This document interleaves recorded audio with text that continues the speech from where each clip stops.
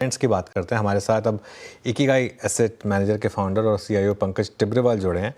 उनसे जानते हैं कि इस मार्केट को वो कैसे नेविगेट कर रहे हैं। Good morning Pankaj. काफ़ी टफ है मार्केट इस समय और कोई भी रैली टिक नहीं रही है। ये आपके हिसाब से तकलीफ क्या है सबसे बड़ी? गुड मॉर्निंग अनुज जी। अगर आपको याद हो तो 5-6 महीने से हम ये बार बार रिपीट कर रहे हैं कि जो हेल्थ ऑफ द इकोनॉमी है वो बेस्ट इन द शेप में नहीं है। और स्लो डाउन क्लियरली विजिबल था लास्ट 5-6 महीने से। चाहे वो हाई फ्रीक्वेंसी इंडिकेटर्स देखो या जो पहली तिमाही और दूसरी तिमाही के नतीजे आए कॉर्पोरेट इंडिया के, उससे अगर आप आके तो और ये कंटिन्यू है तीसरी तिमाही में भी। हम जब देख रहे हैं कि जो नतीजे आ रहे हैं थोड़े मिक्स्ड बैग है।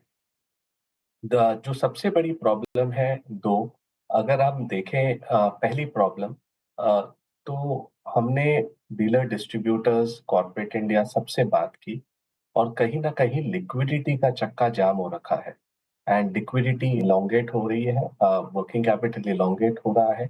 और अगर ये हम बैंकिंग सिस्टम लिक्विडिटी के पॉइंट ऑफ व्यू से भी देखें तो 5 साल बाद बैंकिंग सिस्टम लिक्विडिटी नेगेटिव में आ गई है।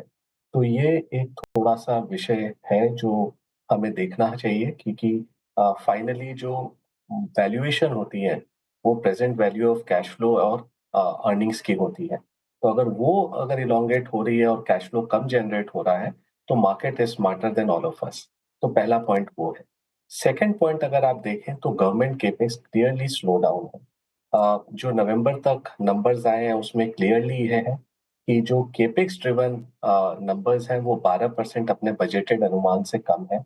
अगर हम मान भी लें कि गवर्नमेंट 17% की जगह 5% ग्रोथ अचीव करेगी तो दिसंबर जनवरी फरवरी मार्च तक हमें 30% सीएजीआर से केपेक्स ग्रोथ करना पड़ेगा टू अचीव 5%, जो थोड़ा सा डिफिकल्ट लगता है on that base. So government capex कम होने के कारण जो ओल्ड इकोनॉमी फेसिंग सेक्टर्स हैं, चाहे सीमेंट हो, स्टील हो या पावर हो या डिफरेंट जो डिफेंस, रोड, रेलवेज, सब में कहीं ना कहीं स्लोनेस आपको दिखाई दे रही है। और तीसरा जो सबसे इम्पोर्टेंट चीज है, जो स्ट्रक्चरल थोड़ा सा हमें तकलीफ कर रहा है, कि हमने एक आंकड़ा किया अनुज जी कि हमने across the board consumer loans जितने भी हैं इंडिया में उनको देखा, चाहे वो व्हीकल लोन हो, गोल्ड लोन हो, ज्वेलरी लोन हो, हाउसिंग लोन हो। तो 2020 में टोटल ईएमआई बर्डन इंडिया का 19 लाख करोड़ था। ये बढ़कर हमारे अनुमान के हिसाब से 40 लाख करोड़ के ऊपर आ गया है। तो 4-5 साल में ये नंबर दुगना हो गया है। लेकिन जो इनकम लेवल्स हैं वो नहीं भरे हैं उस रफ्तार से जिस तरह की ईएमआई और लेवरेज बढ़ी है।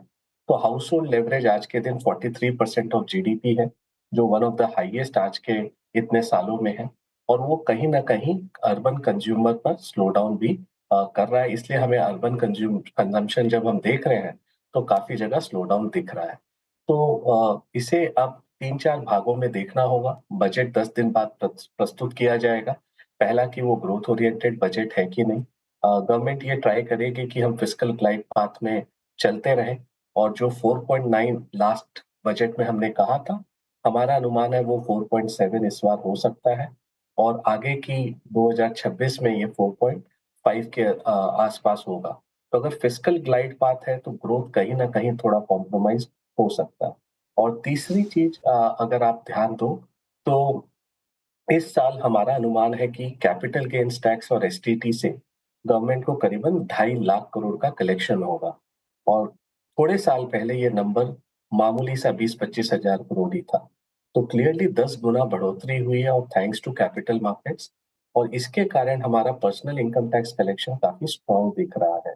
लेकिन अगर मार्केट इसी तरह कंसोलिडेटेड मोड में रहा नेक्स्ट 12-18 महीने तो ये नंबर में भी कहीं ना कहीं डाउनसाइड हो सकती है, which can way on the government finances. तो ये तीनों चारों चीज को जब मैं मैक्रो को माइक्रो में डालता हूँ तो क्लियरली 2026 के आज भी एस्टिमेट मार्केट के 15-16% ग्रोथ के हैं, जो हमें लगता है 10 से 12% के आसपास सेटल होना चाहिए नेक्स्ट ईयर। और इस साल 5 से 7% की अर्निंग ग्रोथ होनी चाहिए और क्लियरली मार्केट उसे दिखा रहा है अक्रॉस द सेक्टर्स। और हम वापस रिपीट करेंगे इस बार भी अनुज जी कि जो इजी पैसा था लास्ट 3-4 साल का वो बिहाइंड है। इस साल मार्केट कंसोलिडेशन मोड में है इस साल कैपिटल प्रोटेक्शन सबसे बड़ी थीम होनी चाहिए। एक साल रिटर्न को मत देखो, कैपिटल प्रोटेक्ट करने की देखो, और ये मत करो कि कहीं न कहीं बड़ी गलतियाँ हो जाएँ, बड़ी गलतियों को कम करना है और कैपिटल को प्रोटेक्ट करके आगे बढ़ना है। नेक्स्ट 5-10 साल की स्टोरी इंडिया के लिए बहुत स्ट्रॉन्ग है, लेकिन इस समय पिच पर बने रहना सबसे इम्पोर्टेंट चीज़ है, विकेट ना गँवाएँ। बिल्कुल विकेट मत गंवाइए, ये सबसे इम्पोर्टेंट है। और ज़रूरी नहीं है कि आप T20 बैटिंग ही करें, थोड़ा टेस्ट मैच बैटिंग भी सीख लें ताकि वो जो ऑस्ट्रेलिया टूर में हुआ वो ना हो। मीनवाइल एक बार एक दो स्टॉक्स देखते हैं ज़रा। एक बार आप लेकर आइए डिक्सन टेक वापस, अब करीब करीब 11% नीचे। पंकज जी, आपके पोर्टफोलियो में है क्या ये EMS प्लेज, और आपकी क्या अप्रोच होगी? क्या अब मार्केट थोड़ा ओवर रिएक्शन दिखा रहा है इन सब कुछ स्टॉक्स में नंबर्स के बाद? सो अनुज जी, हमारे पोर्टफोलियो में आज के दिन कोई भी ईएमएस प्लेस नहीं है।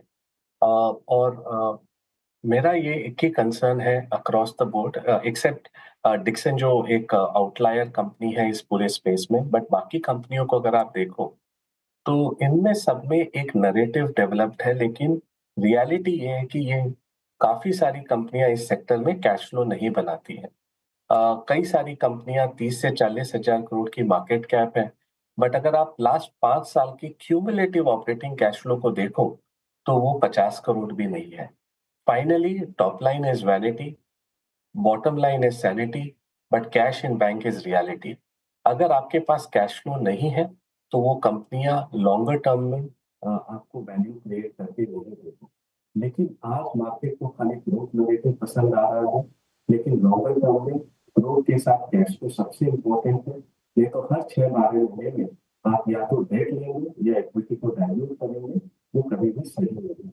अगर इस टाइप की मार्केट नेक्स्ट 18 महीने कंटिन्यू हो गई तो काफी सारे जी कंपनियों पंकज को जी, कैपिटल इसमें तकलीफ होगी और उसमें ईएमएस प्लेस क्लियरली पंकज दिखेंगे। जी, मैं आपको 2 मिनट के लिए रोकना चाहूँगा। पंकज जी, 2 मिनट के लिए रोकना चाहूँगा। सडनली आपका जो ऑडियो है ना, वो उसमें कुछ दिक्कत आई है।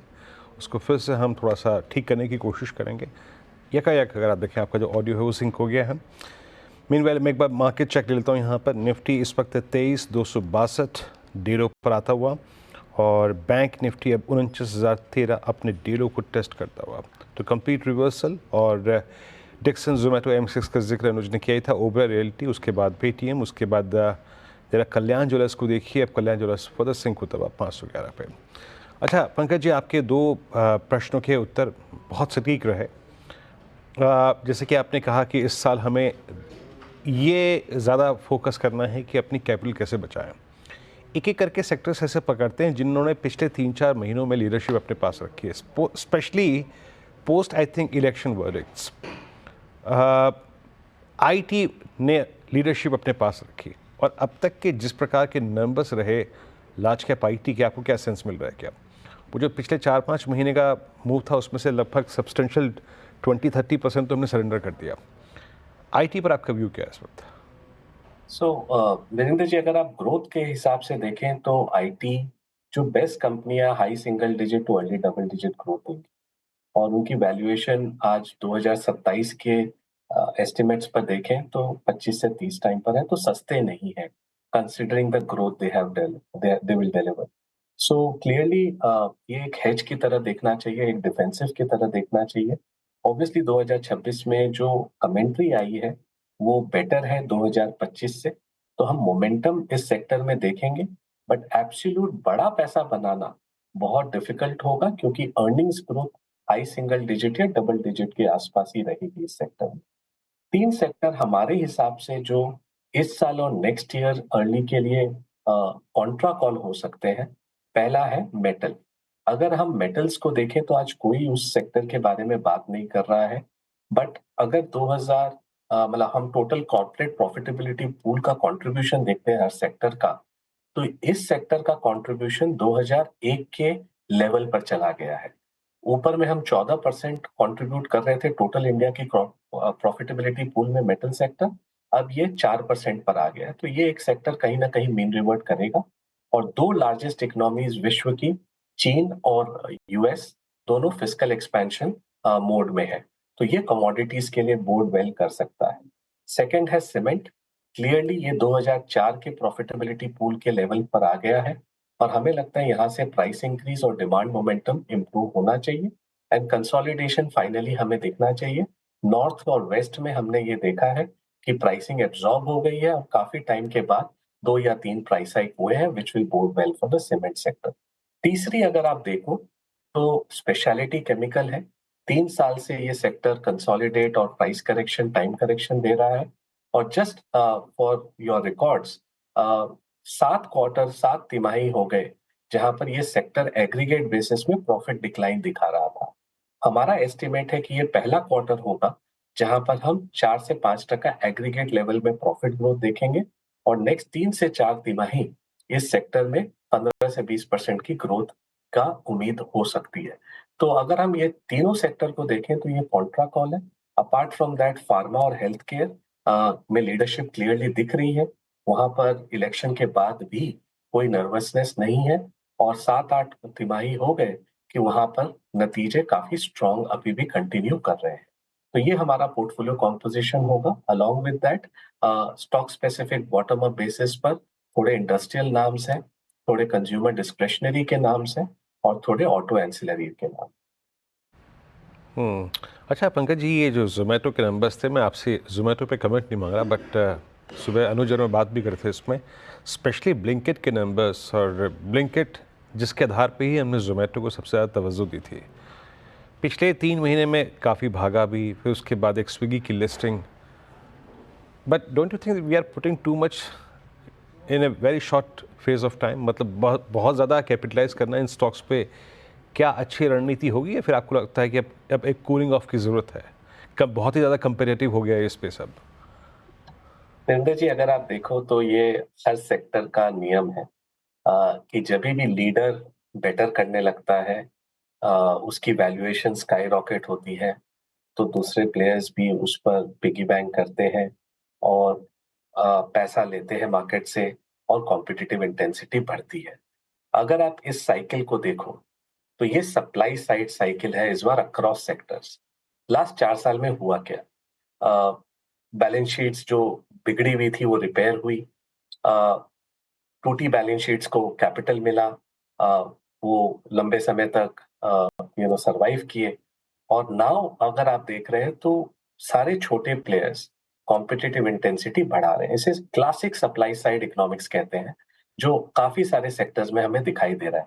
Cables and wires, quick commerce और बाकी 2 प्लेयर ने भी अच्छी कैपिटल रेज, एक ने आईपीओ के द्वारा और एक ने प्राइवेट प्लेसमेंट के द्वारा रेज कर ली, प्लस ब्लिंकिट ने भी कैपिटल रेज किया। तो सबकी बैलेंस शीट में $1-1.5 बिलियन कैश बैठा है और यहाँ पर मार्केट शेयर गेन का गेम चल रहा है, जो कहीं ना कहीं मार्जिन के लिए डाइल्यूटिव हो सकता है पूरे सेक्टर के लिए।